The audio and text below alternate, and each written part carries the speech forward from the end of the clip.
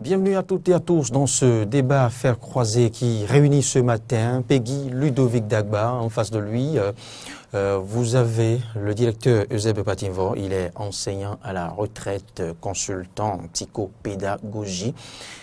Qu'il vous souvienne, il y a de cela quelques jours, je dirais la semaine écoulée, eh bien, il était question d'une série d'incompréhensions entre différentes branches de syndicats. Eh bien, nous passons, je dirais désormais, à une autre étape. Eh bien, les motions de suspension sont effectives à différents niveaux, au niveau de différents syndicats, au niveau de l'intersyndical du supérieur, au niveau des vacataires d'une certaine branche de syndicats de l'enseignement maternel et primaire. Pour en savoir davantage, eh bien, nous avons mobilisé, je vous le disais tantôt, Peggy Ludovic Dagba et Eusèbe Patimvo pour scruter, décrypter l'atmosphère syndicale au Bénin, dans le secteur de l'éducation, bien évidemment. Bonjour Peggy Ludovic Dagba. Bonjour à vous, Loris Freddy d'abord. Monsieur Patimvo, bonjour. Bonjour Loris d'abord. Vous étiez des nôtres il y a une semaine. Oui, il y a quelques 4 jours. N'est-ce pas? Ouais. Merci de la disponibilité. Peggy Ludovic Dagba, vous avez lu les différentes motions de suspension de grève. Quelle lecture faites-vous? Écoutez, vous savez très bien que la situation est quand même assez grave. La tension est à son paroxysme et victime latérale, victime axiale, on va dire, c'est l'école béninoise, malheureusement, qui n'a pas encore repris. Aujourd'hui, c'est lundi. Nous espérons simplement que, au moins ce jour qu'ils ont laissé comme fonctionnel devrait pouvoir tenir eh bien, ces promesses jusqu'à la fin, jusqu'à ce soir, avant que demain, on aille voir eh bien, l'impact de ces syndicats qui, ma foi, ont levé, on va dire, leur motion de grève pour qu'une partie, au moins, retourne en classe. Alors, la situation, je le disais tantôt, elle est vive, elle est critique. Il faudra vraiment que les raisons puissent regagner les cœurs et c'est ce que nous avons commencé par noter déjà avec en début de semaine écoulée l'IMP, l'intersyndicale de la maternelle et du primaire qui a cru devoir lever sa motion de grève, même si juste après on a eu droit à ce démenti formel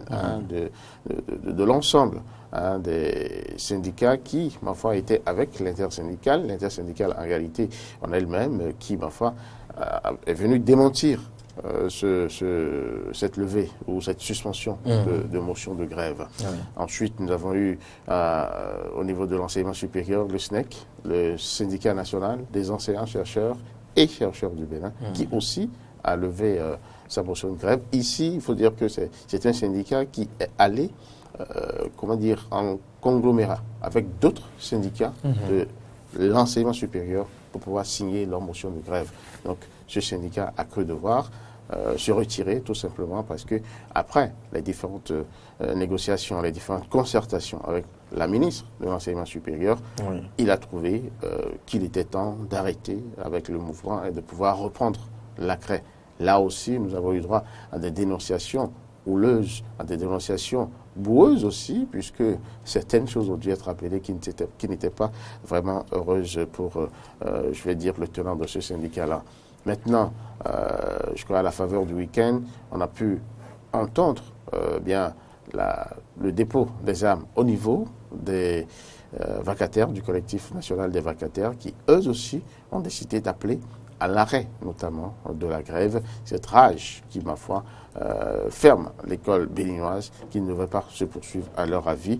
Là aussi, en tout cas, on n'a pas entendu des sons dissonants issus des rangs des vacataires jusque-là, sauf que, bon, c'est des critiques par-ci, par-là, pour montrer que ça ne devrait pas être, l'essentiel ici pour nous. Je crois qu'il faut savoir sauver l'école béninoise et c'est peut-être dans ce sens que ces différentes démarches, et bien sûr, se sont tenues. Nous allons appeler vraiment au retour de la raison de part et d'autre afin que l'école béninoise puisse quand même rouvrir ses portes et tenir en tout cas ses promesses pour cette année parce que vous savez très bien que nous ne sommes pas ex nihilo, nous ne vivons pas en vase clos. Nous avons à suivre les normes de l'UNESCO qui, ma foi, ont des critères pour valider l'année scolaire. C'est vrai. J'espère qu'on n'est pas encore trop en deçà de ces critères Et si c'était encore le cas, on pourrait quand même s'organiser pour que l'année scolaire puisse être sauvée. Il faut que les enfants qui sont à l'école puissent quand même aller à terme de cette année scolaire, que ceux qui doivent aller aux examens puissent y aller sans problème. En tout cas, selon le calendrier initial, je crois que les examens sont prévus pour mai. Mais là, maintenant, on est obligé d'aller en juin ou en juillet. Donc, en tout cas, déjà, il faudrait que l'entente puisse revenir et qu'ils puissent décider vraiment de déposer les armes. Monsieur Euseb Patimvo, est-ce une preuve de patriotisme? Est-ce une simple concession? Comment le spécialiste de l'éducation appréhende cette situation? Merci. Je pense que la raison est en train de gagner le forum. Et c'est pour le bonheur des enfants qui subissent le coup. Alors, pour moi, c'était l'IMP. Progressivement, je pense que tout le monde entendra raison.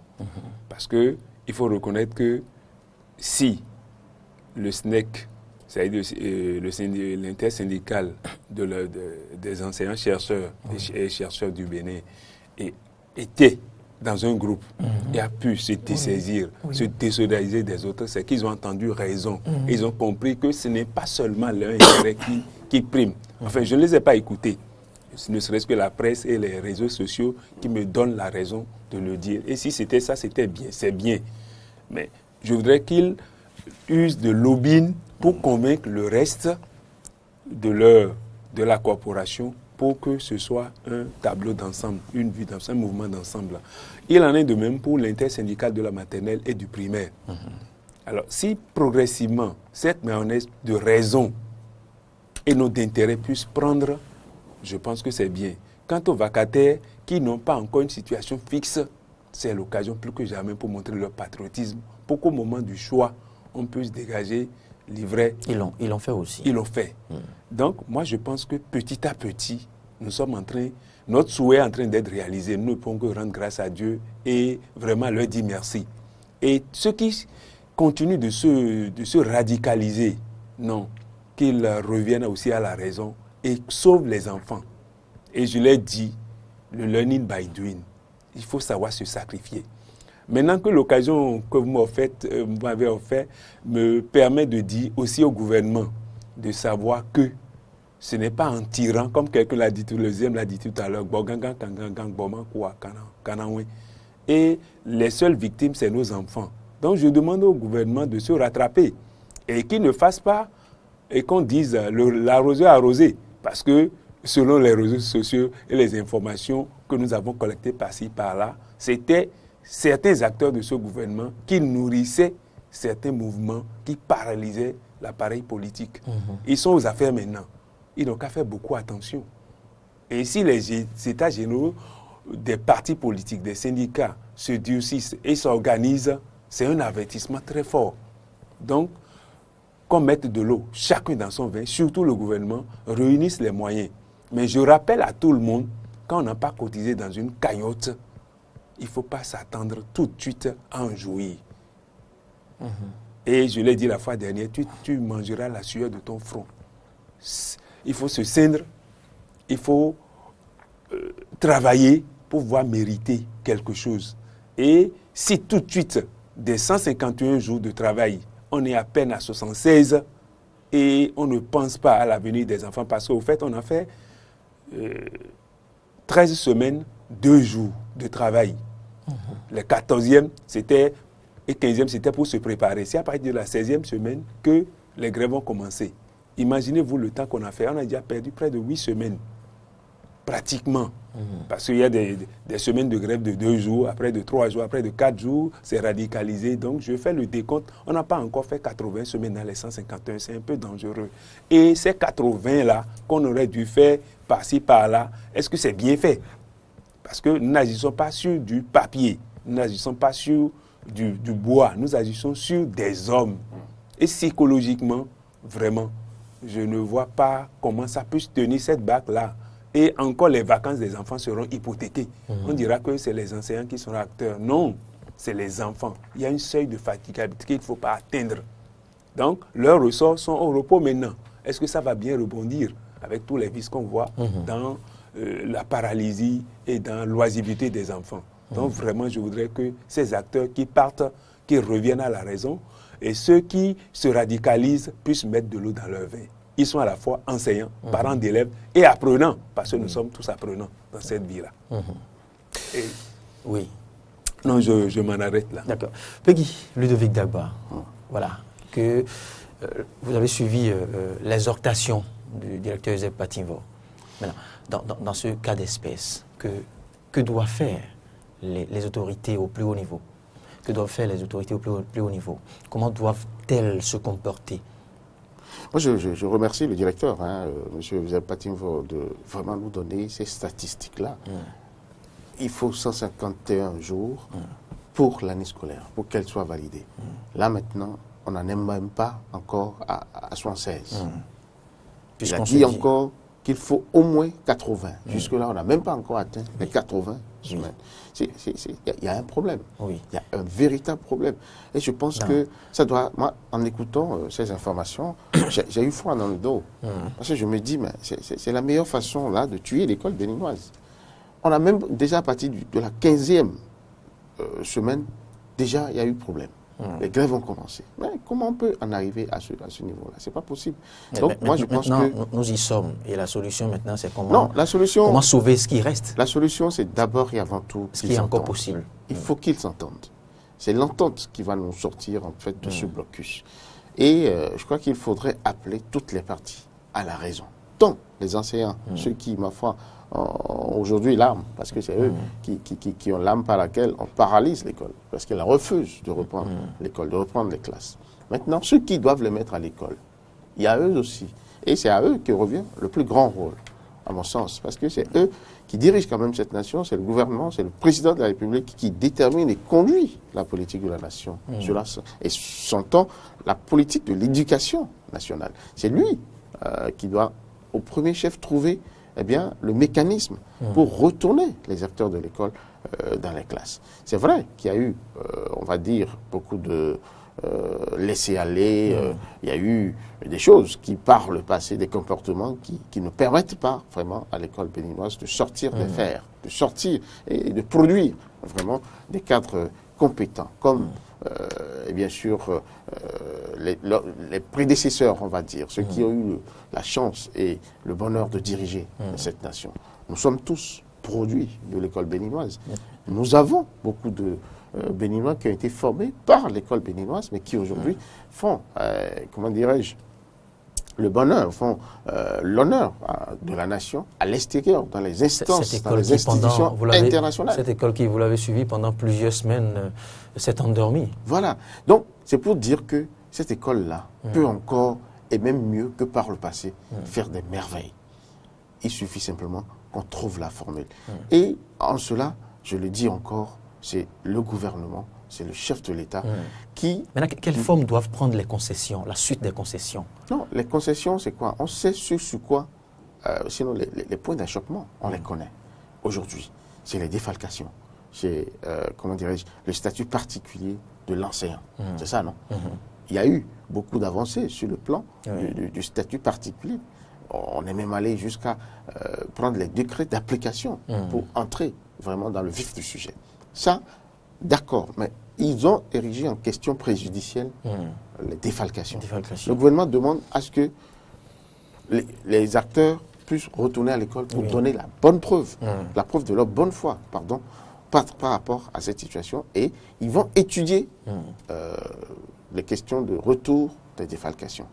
Qu'à cela ne tienne, à partir de cet instant. Voilà qu'ils ne veulent pas entendre raison. Ils disent, nous voulons les défalcations ou rien. Moi, je pense qu'un bon père de la nation, le chef de l'État, n'a qu'à les appeler à nouveau. Les syndicats. Une nouvelle rencontre. Puisque c'est lui qui a le bâton en main, c'est lui qui a le gouvernail. Mais un père doit savoir, à un moment donné, dire ce qu'il a sur le cœur à ses enfants. Vous me demandez quelque chose que je n'ai pas. Vous me demandez quelque chose que je ne veux pas vous donner parce que si, parce que ça. C'est un exercice qui a été déjà fait. Oui, ça a déjà été fait. Encore. Ça a été déjà fait. Mais là, maintenant, il y a un point précis sur lequel il y a achoppement. Asseyons-nous encore une fois autour de ce point-là. Je vous dis mes vérités à moi, ce que j'ai sur le cœur. Vous me dites vos vérités à vous, ce que vous avez sur le cœur. Ensemble, nous allons trouver le point qu'il faut pour pouvoir nous en sortir. C'est très important. Ce n'est qu'à ce moment-là que chacun de nous pourra se rendre compte de la réalité telle que c'est dans le cœur de l'autre. À partir de cet instant, nous allons comprendre, nous tous, ce qu'il faut, le pas à faire pour sauver la nation. Parce qu'aujourd'hui, la nation est au bout du gouffre, est au bord du gouffre, pardon. Je veux parler de l'école béninoise, qui, ma foi, est en train vraiment de rentrer dans le fond. Cette année-là, je vous assure, si on ne sait pas faire, elle va prendre la couleur que personne parmi nous ne désire. Et ce serait dommage.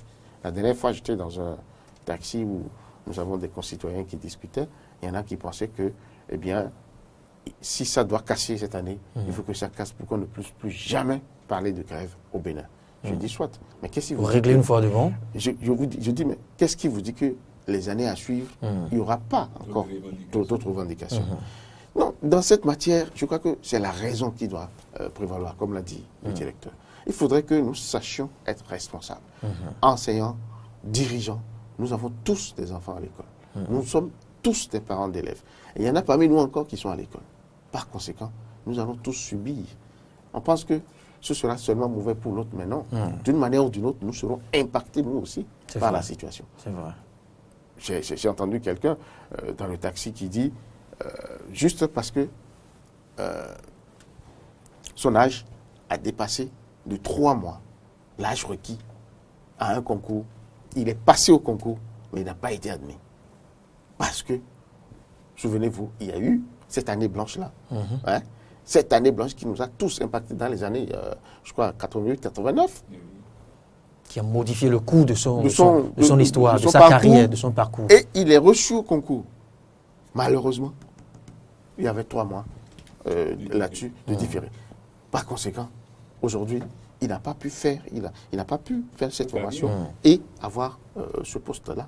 Donc vous voyez un peu, ce n'est pas, c'est-à-dire, quand on dit année blanche, tout le monde regarde et on pense que c'est rien du tout. C'est faux. Il faudrait surtout pas penser à ce que ce soit une tache noire dans peut-être le mandat de la rupture. Non, il faut penser à ces détails, à ces inconvénients comme ce que vous venez là à l'instant d'évoquer. Et il y aura beaucoup d'autres cas. C'est clair. Moi j'ai eu juste connaissance de ce cas. Je ne connais pas les autres. Et Dieu sait qu'il y en a eu des milliers et des milliers. Une année blanche, déjà pour les parents. Regardez ce que nous avons dépensé pour que cette année scolaire, cette rentrée scolaire puisse avoir lieu. Quand je veux parler de la rentrée scolaire 2017-2018. Ah oui.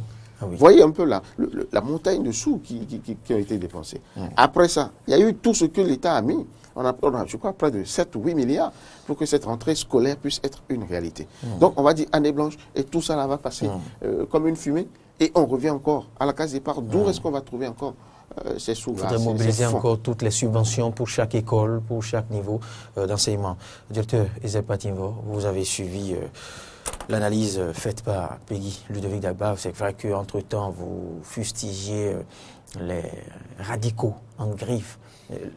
À l'étape actuelle des choses maintenant, on ne va plus jeter de pierre à qui que ce soit. Nous sommes à l'étape des concessions maintenant. Il faille sauver l'année. C'est ce qu'ont compris ces différentes branches de syndicats qui ont suspendu leur motion de grève. Et vous l'avez reconnu, vous l'avez reconnu. On attend maintenant que les quelques branches qui restent, les autres branches ou des différents ordres d'enseignement, eh bien, leur emboîtent le pas, reviennent à la maison, reviennent à la raison, et pour que l'école reprenne vie. Directeur Patimvo. Je pense que mon temps dur du vendredi, je demande aux syndicalistes, parce qu'ils m'en ont beaucoup approché et appelé, qu'ils veuillent beaucoup m'excuser. J'ai enseignant et syndicaliste, j'ai parlé en tant que parent. Ils vous ont trouvé acerbe? Oui, ils m'ont trouvé assez acerbe et Peggy me l'a dit. Il a voulu que je m'adresse au gouvernement. Je voudrais vous retourner une question. La page Facebook du président de la République, elle a été lue pour nous. Et je ne sais pas si vraiment c'est... Je n'ai vu ça dans aucune presse. Ce n'est que sur les réseaux sociaux. Alors il me semble que le chef de l'État, à travers ne serait-ce que ça, puisque c'est ça on croit aujourd'hui, a quand même donné son cœur. Si c'était réellement lui. alors, a donné son cœur. Encore qu'il faut tenir compte de la page officielle. Officielle. La direction de la communication a tenu à préciser. Voilà, la direction de la communication de la présidence de la République a donné la page Facebook du PR avec l'adresse qu'il faut, je ne l'ai pas en tête, et demande à ce que vraiment on aille sur ce site. Si vraiment... S'il y a beaucoup qui se font passer pour le chef de l'État. Je voudrais dire que les premières concessions du gouvernement, ces différentes rencontres et ce dernier message du président de la République me montrent quand même des signes de dégel, un tant soit peu, compte tenu de la situation que ce gouvernement a hérité. Je ne le défends pas, parce que mondialement, ce gouvernement a reconnu dans son premier acteur qu'ils sont acteurs. Donc nous prenons acte de ce que tous nous avons concouru au dégel, c'est-à-dire à la dégrégation de la situation politico-économique du pays. Maintenant, prenons le courage de reprendre ensemble, chacun de son côté, et de jeter de l'eau dans notre vin, de nous temporiser et de sauver les enfants. Alors, moi, je suggère que ce n'est pas seulement les parents mis à part. Je suis en train de voir toutes les peines que se donnent les écoles privées, les établissements privés, maternelle, primaire, secondaire et universitaire, et cette année qui court à une perte là. Donc je pense que nous allons parler de cela au passé. Il me semble que l'espoir est en train de renaître. Donc de voir un peu, comme Peggy l'a dit tout à l'heure, si on allait jusqu'au bout de notre caractère radical que nous vivons actuellement, quelle sera la situation de ces enfants-là, hybrides? C'est quelqu'un que vous avez dit. J'en ai été aussi victime. J'en ai été aussi victime. Je ne vais pas trop détailler, mais je voudrais que les gens reviennent dans de meilleurs sentiments, que le gouvernement voit ce qu'il est capable, communique assez. On lui a assez reproché cela, qu'il communique assez, non sur les Facebook. Peggy suggérait même une nouvelle rencontre avec le président de la République. Oui, je l'ai dit tantôt. Pourquoi pas demander une séance de vérité? Une séance de vérité. Grand monde, tous les enseignants. Tous les enseignants. On n'a qu'à les inviter. Le président Yaïboni, permettez-moi de le dire, nous a rencontrés une fois au stade de l'Amitié, au Palais des Sports. Mais vraiment, on a entendu raison. Donc, l'espoir est permis. Et c'est déjà en route. Donc, qu'on nous rencontre tous et qu'on nous dise qu'est-ce qu'il y a réellement, qu'est-ce qui est possible de faire. Je pense que cette rencontre, ce face-à-face-là, serait bienvenue et va décongeler. Parce qu'il y a trop de suivistes dans nos rangs. Il y a des gens sinon partout. Et je rappelle aux collègues par rapport à la défalcation. En principe, pour des organisations qui se respectent, une dame l'a dit, je l'ai entendu tout à l'heure, quand dans une structure, on cotise. On ne connaît que ses droits, on ne connaît pas ses devoirs. Donc, sur ce point-là, je leur demande, nous n'avons pas raison, mais nous demandons l'indulgence du gouvernement. C'est un droit acquis. On le dit, je suis d'accord, mais je demande au gouvernement de rétrocéder. Et les syndicalistes, ce qui les radicalise, c'est le salaire des politiciens. Et vous l'avez suivi, le gouvernement n'a pas fermé complètement la porte sur ce point. Le gouvernement, à travers le ministre d'État Abdoulaye Diop, a demandé à ce que les travailleurs reprennent le service dans janvier, sera pris en considération. Une fois, je l'ai dit, reprenons pour voir la bonne foi vraiment de ce gouvernement. Et tout en reprenant, il ne faut pas se dire que nous reprenons vaincus. Non, c'est la raison qui a raison, permettez-moi cette tautologie, c'est la raison qui a raison de tout le monde. De tout le monde. Donc, c'est sauver nos enfants qui est la raison qui amènera le gouvernement à concéder le peu qu'il a et dialoguer. J'ai dit en toute chose, il faut dialoguer, il faut communiquer, il faut s'échanger. Et cet échange-là, je pense que ça n'a pas fait défaut. Peut-être que chacun est resté sur sa faim, mais je dis, nous sommes au bout du tunnel, comme tu l'as titré. J'ai l'espoir. Vivement. Peggy, Ludovic Dagba. Non, moi je pense que... Vous entrevoyez le bout du tunnel.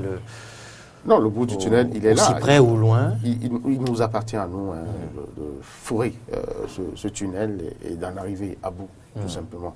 Parce que je crois que nous avons toutes les armes en main. Je veux parler du peuple béninois. Le peuple béninois s'entend enseignants, gouvernants, en tout cas l'ensemble, l'essentiel du peuple. Donc c'est à nous-mêmes de chercher vraiment à atteindre le bout du tunnel.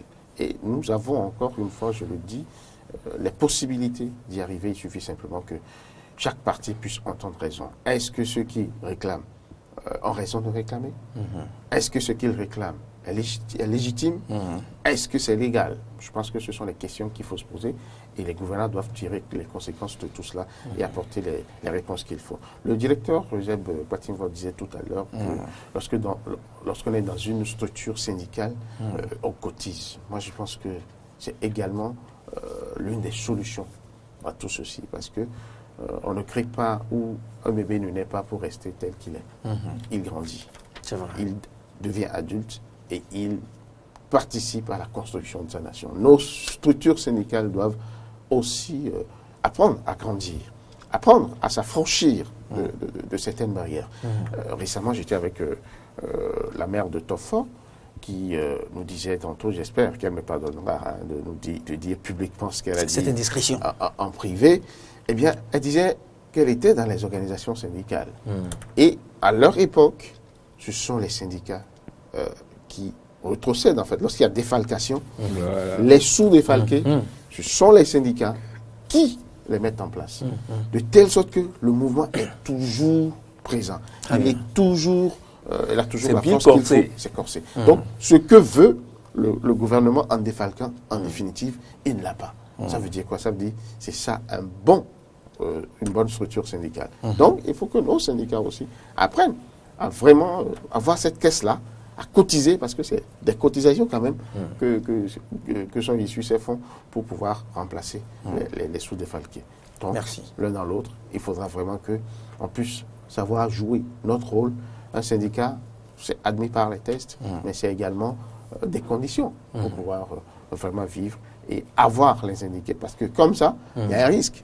Les syndiqués qui n'ont pas le retour, si finalement le gouvernement a raison de ne pas remplacer les sous-défalqués, je ne pense pas que quelqu'un puisse prendre encore ce risque prochainement pour dire, attention, mon salaire, vous savez déjà ce que c'est, que le salaire. Maintenant, a fortiori qu'on le défalque, je vous assure. C'est ton pavé que je jette dans la main des secrétaires généraux des syndicats pour qu'ils puissent savoir faire ce qu'il faut. Monsieur Euseb Patimvo, je rappelle que vous êtes enseignant à la retraite. Oui, retraite animée quand même d'une manière ou d'une autre. Merci. Nous continuerons les réflexions dans les coulisses de la radiodiffusion Diaspora FM et bien évidemment les fois à venir sur Eden TV, encore sur Matin d'Eden. On aura à vous solliciter encore et encore. Merci et bonne journée à vous.